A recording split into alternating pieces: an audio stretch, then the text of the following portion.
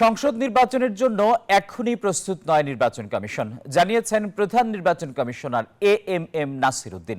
বলেন, সংকটময় সময়ে দায়িত্ব পেয়েছে নির্বাচন কমিশন। রোববার সকালে নির্বাচন কমিশন বিটের সাংবাদিকদের সংগঠন reporters forum for election and democracy RFED টকের অংশ নিয়ে তিনি এই মন্তব্য করেন।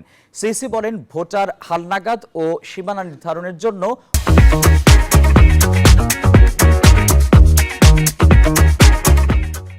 অন্য কারো হস্তক্ষেপ কোনোভাবেই গ্রহণযোগ্য নয়।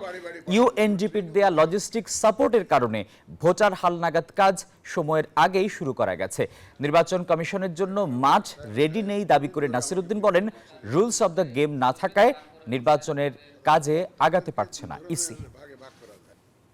যদি আমাদের স্বাধীনতা অক্ষুণ্ণ থাকে, অ্যাটলিস্ট আমি যদি থাকি, স্বাধীনতা যদি অক্ষুণ্ণ থাকে, লোকাল গভর্নমেন্ট ইলেকশন আমরা একইভাবে একটা অত্যন্ত সুন্দর ইলেকশন আমরা করতে পারবো, যদি আমরা স্বাধীনভাবে কাজ করতে পারি। কিন্তু পার্লামেন্ট দিয়ে দিলে এই যে স্বাধীনতা খর্ব হবে, our absolute independence granted by the constitution will be totally compromised.